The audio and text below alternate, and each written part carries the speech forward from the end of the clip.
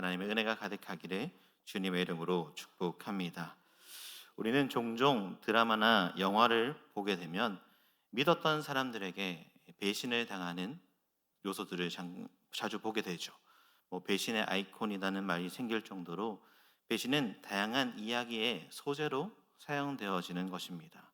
일반적으로 사람들은 충성된 자는 좋아하지만 이 배신자는 별로 달갑게 여기지 않습니다. 배신이 무엇이기에 그렇습니까? 바로 신의를 저버리는 것이기 때문이죠. 그래서 그러한 행위를 한 사람을 우리는 배신자다라고 부르기도 하고, 우리의 속담 중에서도 믿는 도끼에 발등 찍힌다라는 그런 말이 있는 것처럼 배신은 가장 가까웠던 그 사람이 떠나버렸을 때, 신의를 저버렸을 때 느끼는 상처를 동반하게 됩니다. 그런데 여기서 조금 더 생각해 봐야 되는 것은 무엇이냐면, 그렇다면 왜 사람들은 배신이라는 것을 하게 되는가라고 좀 생각해 보려고 합니다. 배신을 하는 사람들의 마음을 조금 생각해 보면, 좋진 않지만 생각을 좀 해보면, 자신이 기대하거나 의지했던 무언가가 흔들릴 때 배신을 하게 되고, 혹은 더 나은 기회가 보였을 때나 더 좋아 보이는 길이 열렸을 때 종종 사람들은 지금까지 지켜왔던 그 신의를 버리고 다른 선택을 하게 됩니다. 때로는 확신이 부족할 때에도, 그리고 불안할 때에도 자기 중심적인 그 판단 속에서 늘 배신이 이루어지는 것이죠. 그렇다면 신앙생활에서의 배신은 어떠한 모습입니까? 우리가 하나님과의 관계 속에서 그 신의를 저버리는 것입니다. 그것이 바로 신앙의 배신인 것이죠. 그리고 오늘 본문은 그러한 신앙의 배신을 우리에게 잘 보여주는 교회를 소개해 주고 있습니다. 갈라디아 교회는 처음에는 복음을 받아들였고 믿음의 길을 따라가던 자들이었지만, 시간을 지나면서 다른 복음에 흔들리고 말았습니다. 그들이 이 믿음이 흔들리자 처음 받았던 그 참 복음을 떠나 다른 길로 향하게 되었던 것이죠. 갈라디아서 1장 6절의 말씀을 보면 바울이 이렇게 얘기하고 있습니다. 그리스도의 은혜로 너희를 부르신 이를 이같이 속히 떠나 다른 복음을 따르는 것을 내가 이상하게 여기노라 라고 말입니다. 사도 바울은 다른 서신서에서는 보통 인사의 말을 전한 이후에 칭찬과 격려의 말로 그 편지를 써내려 갔었습니다. 그런데 오늘은 또 책망을 먼저 쓰고 있는 것이죠. 조금 더 살펴보면 고린도 교회의 편지를 쓸 때 그는 어떻게 쓰고 있습니까? 고린도전서 1장 4절에서 6절의 말씀을 우리 함께 읽어볼까요? 시작.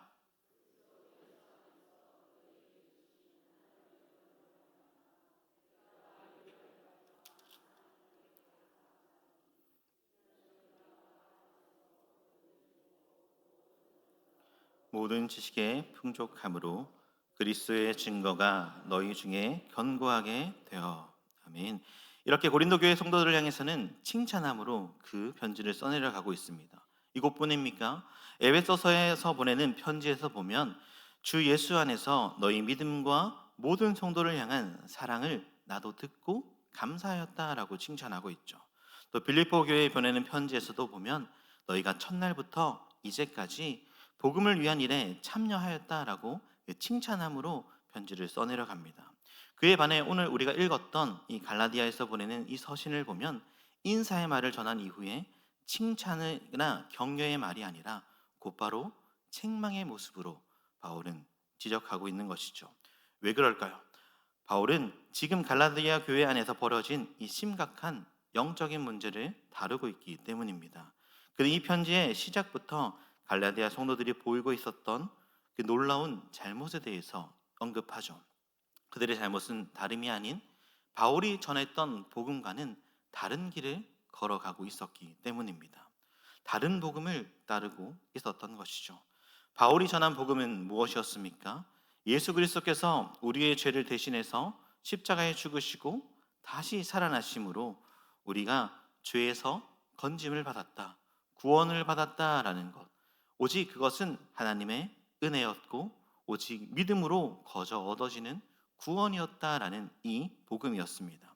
바울은 그래서 서두에서 보면 갈라디아서 1장 4절에서 5절의 말씀에 이렇게 표현하고 있습니다. 함께 읽을까요? 시작.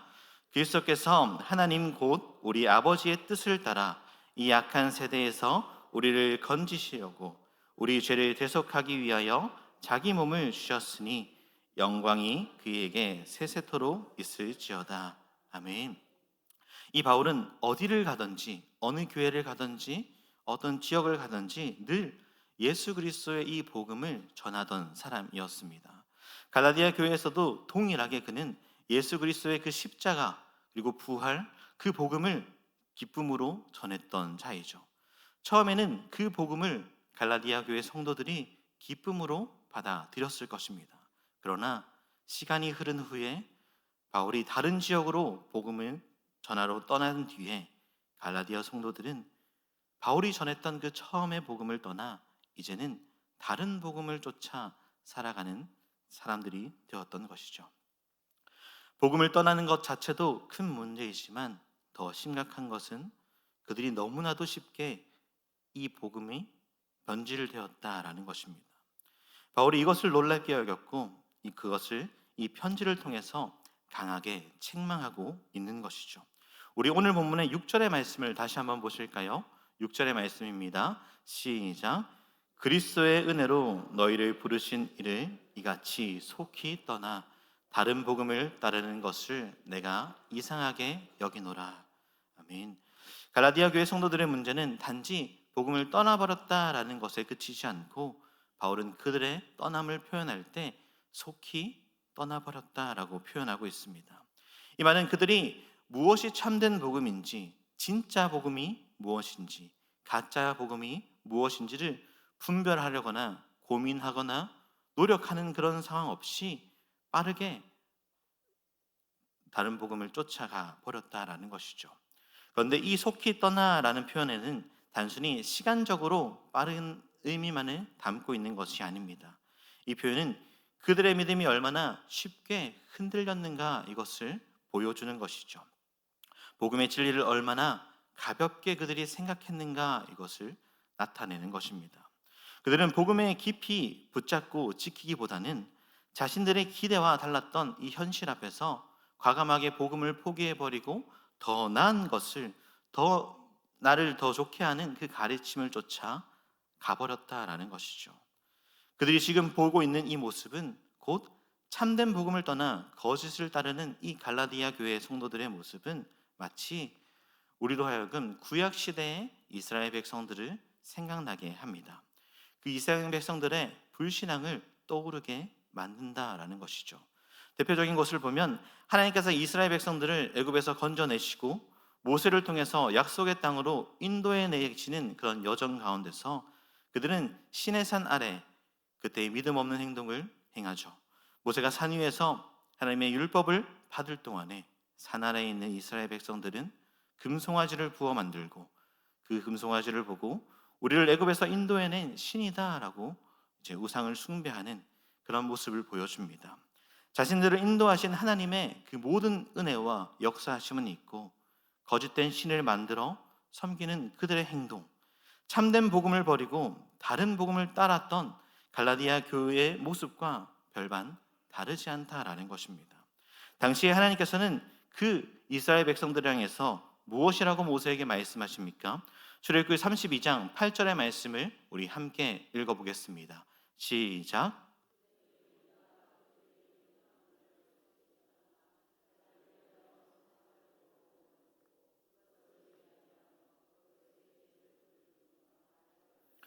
이스라엘아, 이는 너희를 애굽 땅에서 인도하여 낸 너희 신이라 하였도다. 그 이스라엘은 이러한 금송아지를 보자마자 그들이 의지하고 따랐던 신, 애굽에서 자신들을 구원하여 주었던 그 하나님으로 금송아지를 섬기게 되죠. 이스라엘이 이렇게 하나님을 떠나는 모습은 이 금송아지 사건 때뿐만이 아니었습니다. 사사시대에도 이스라엘 백성들은 이렇게 묘사해 주고 있죠. 사사기 2장 17절 후반절의 말씀을 보면 이렇게 말합니다. 여호와의 명령을 순종하던 그들의 조상들이 행하던 길에서 속히 치우쳐 떠나서 그와 같이 행하지 아니하였더라라고 말입니다. 이처럼 하나님께서 주신 그 진리를 쉽게 떠나버리는 그 일은 과거에나 오늘에나 동일하게 이루어지는 일임을 우리는 보게 되죠. 오늘 본문에서 나타나는 갈라디아 교회의 모습 속에 이 속히 떠남의 모습은 갈라디아 교인들이 그냥 빠르게 복음을 저버렸다라는 그 의미 이상으로 하나님 앞에 얼마나 불신앙적인 모습을 행하였는가, 그리고 그들이 복음을 얼마나 가볍게 여겼는가, 그것을 우리에게 보여주는 대목이 되는 것입니다. 그들이 믿음이 얼마나 빠르게 흔들렸는지를 지적하는 동시에 구약의 백성들의 모습처럼 불신앙의 모습이 그들 가운데 가득했다라는 것을 우리에게 알게 하여 주죠. 갈라디아 교인들의 이 모습은 시간적으로도 그리고 자신의 신앙적으로도 참 복음을 가볍게 여기는 그런 모습을 가진 이들이었습니다.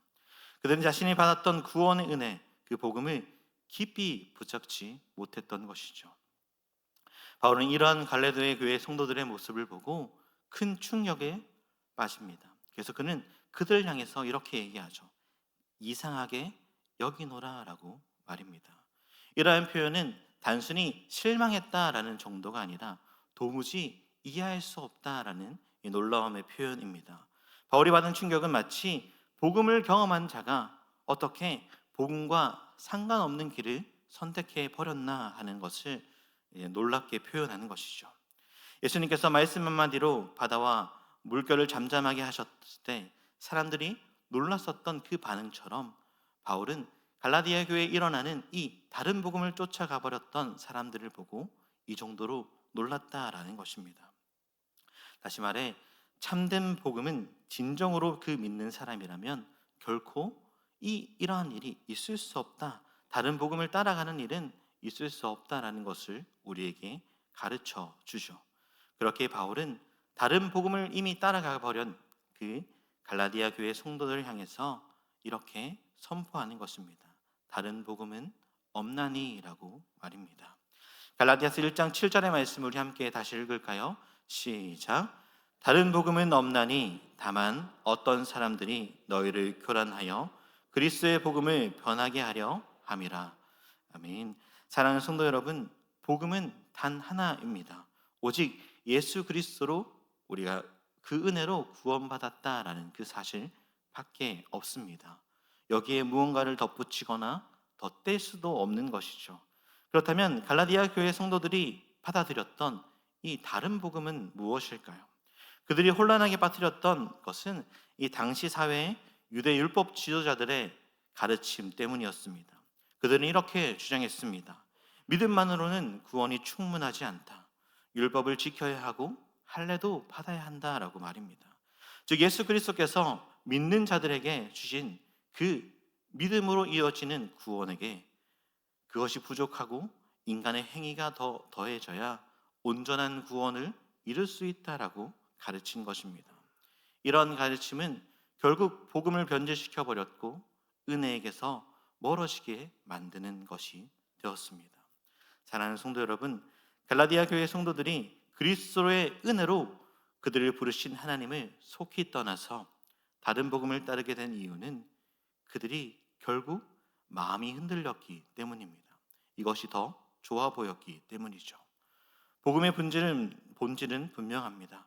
예수 그리스도의 그 십자가와 부활을 믿는 그 믿음으로 말미암아 구원을 얻는다라는 것이죠. 그런데 오늘날에도 많은 거짓 교사들이 믿기만 해서는 부족하고 다른 무언가가 더 필요하다라고 우리를 미혹하는 시대에 살아가고 있습니다.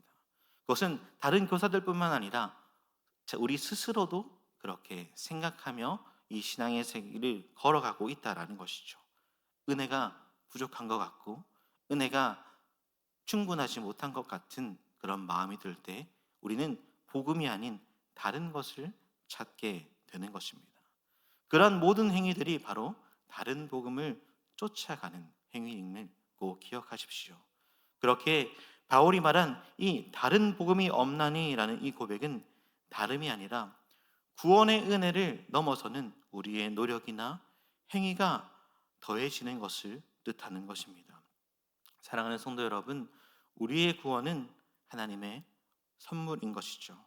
값없이 우리에게 주어지는 것입니다. 그래서 에베소서 2장 8절과 9절에 무엇이라고 분명하게 말씀하십니까? 우리 함께 읽어볼까요? 시작.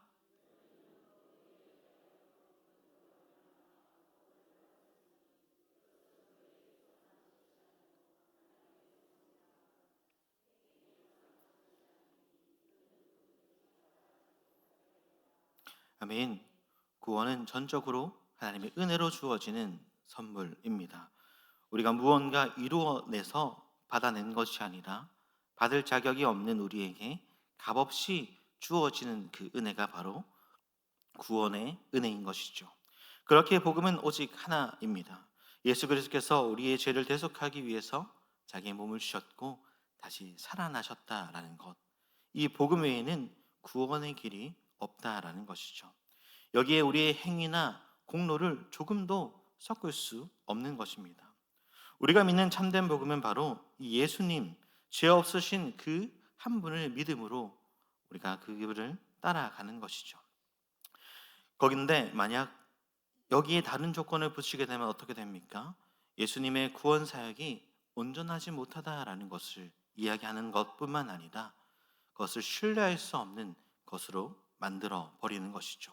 무언가를 추가해야만 구원이 완성된다라고 말하는 그 순간 복음은 변질되는 것입니다. 더 이상 그 복음은 은혜의 복음이 아니게 되는 것이죠. 자격 없는 자에게 주시는 하나님의 선물에서 이 은혜가 사라지게 되고 보상이 되게 됩니다. 사람의 행위가 공로가 중심이 되는 하나님이 원하시지 않는 다른 복음이 되는 것이죠. 갈라디아 교인들은 바로 이 다른 복음에 현혹되어서 그것을 따라갔었습니다. 갈라디아 교인들은 그럼 왜 이렇게 미혹되었을까요? 그것은 바로 아마도 이 가르침이 새롭고 그럴듯하게 들렸기 때문일 것입니다. 분명히 은혜로 구원을 받았다라고 가르침을 받고 그렇게 믿었지만 그 구원을 유지하기 위해서는 우리의 어떠한 노력이나 행위가 더 헤어져야 된다라는 그 말을 듣고 이 말은 겉보기에는 경건해 보이고 신앙이 열심히 있는 것처럼 느껴졌을 것입니다.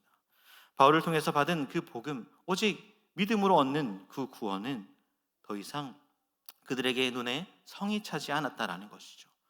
더 내가 열심히 해야 되고 노력해야 되는 그 시도로 다른 복음을 따라가 버린 것입니다. 결국 그들은 믿음으로 인한 그 충만함에 감사하기보다 행위로서 나의 구원을 더 드러내고 싶었다라는 것이죠. 사랑하는 성도 여러분, 우리 역시도 이 말씀을 통해 주의할 점이 있습니다.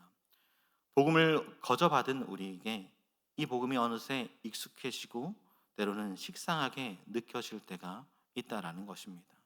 마치 복음 그 하나, 은혜로 구원받았다라는 그 이야기가 고리타분한 것처럼 그리고 진부하게 느껴질 때가 있다라는 것입니다.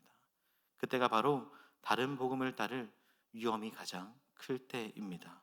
그럴수록 우리는 복음을 소홀히 하지 말고 그 은혜를 잊지 않고 날마다 그 복음을 새롭게 되새겨야 할 것입니다.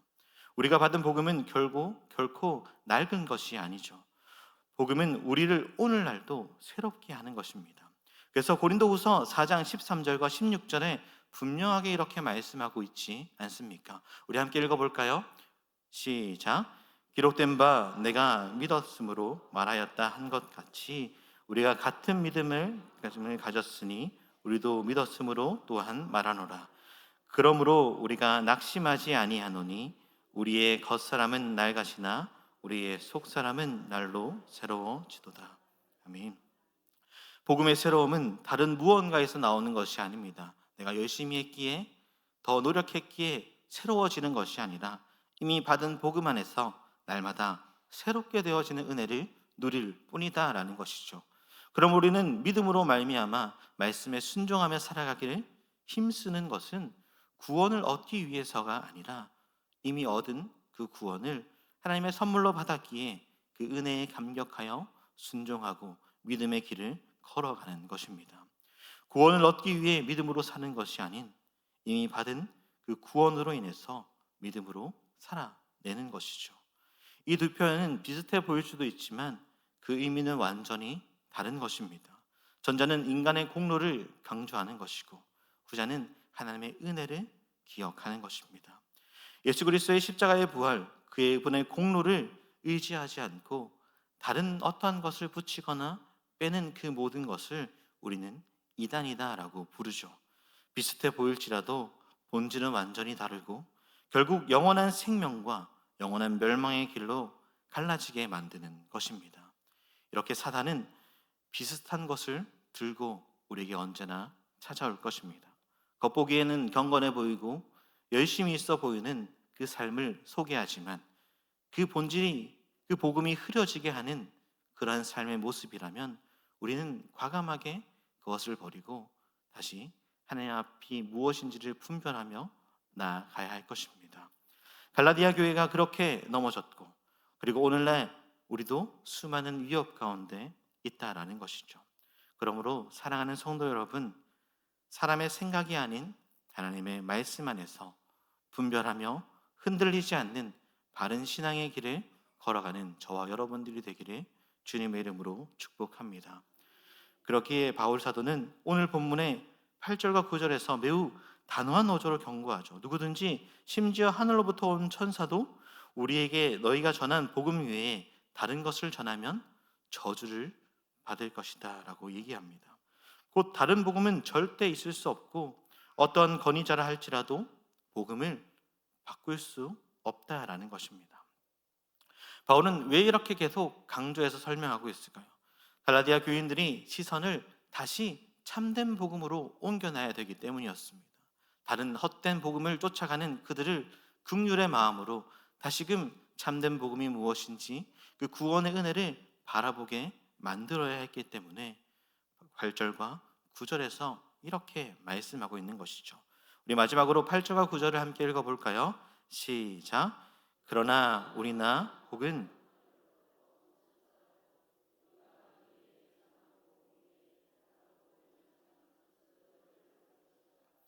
우리가 전에 말하였거니와 내가 지금 다시 말하노니 만일 누구든지 너희가 받은 것 외에 다른 복음을 전하면 저주를 받을지어다.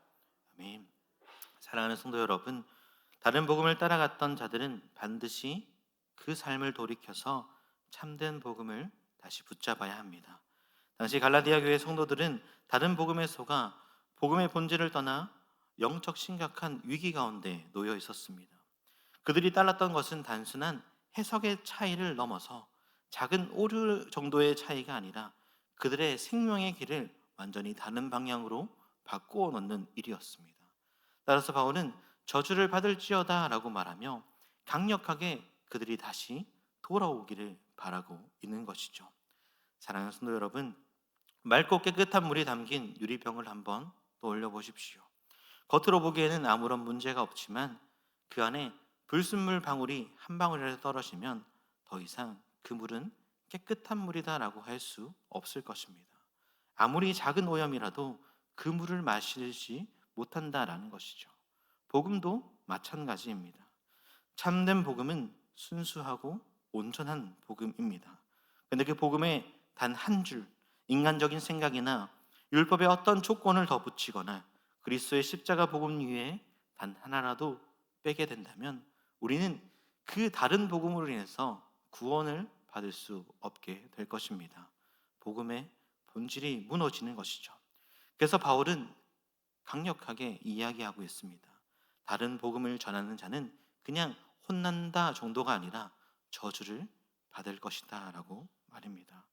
거짓된 복음에 미혹되어 구원을 얻기 위해서 우리의 행위를 의지하고 있는 우리의 삶의 모습은 없는지 한번 돌아보십시오. 나는 은혜로 구원을 거저 받았다라고 이야기하고 생각하면서도 나의 삶의 실상은 무언가를 더 얻기 위해서 노력하고 나의 공로를 쌓기 위해서 교회 가운데 열심히 나아가는 모습은 없는가 하고 말입니다. 사랑하는 성도 여러분, 로마서 5장 8절의 말씀은 이렇게 우리에게 얘기해 주죠. 우리가 아직 죄인 되었을 때에 그리스도께서 우리를 위하여 죽으심으로 하나님께서 우리에 대한 자기의 사랑을 확증하셨느니라 라고 말입니다. 죄가 있었을 때도 우리를 사랑하셔서 거저 얻게 된 이 복음을 변질하지 않기를 주님의 이름으로 부탁드립니다. 그리고 오늘 갈라디아서 본문에서처럼 바울은 6장의 말처럼 그리스도의 은혜로 너희를 부르신 이 그 앞에 우리 또한 살아가야 할 것을 꼭 기억하시고 다른 복음은 없음을 우리는 생각하시며 복음 가운데 그 은혜를 날마다 붙잡고 나아가는 저와 여러분들이 되기를 주님의 이름으로 축복합니다. 그렇다면 이러한 복음을 받은 자, 그 은혜로 말미암아 살아가는 자는 이제 어떻게 살아가야 합니까? 바로 오늘 본문의 마지막 1장 10절의 말씀을 우리 함께 읽겠습니다. 시작.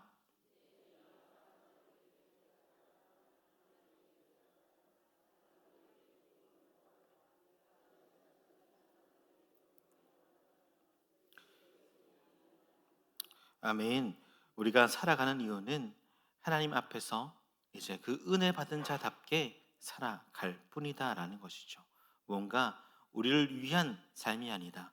이제 하나님을 위한 삶, 하나님께 메인 받은 그 삶을 살아가는 것이 다른 복음을 쫓아가는 삶이 아닌 참된 복음으로서 은혜를 누리는 자의 삶임을 기억하시고 끝까지 믿음으로 이겨내시고 살아내시는 저와 여러분들이 되기를 주님의 이름으로 축복합니다.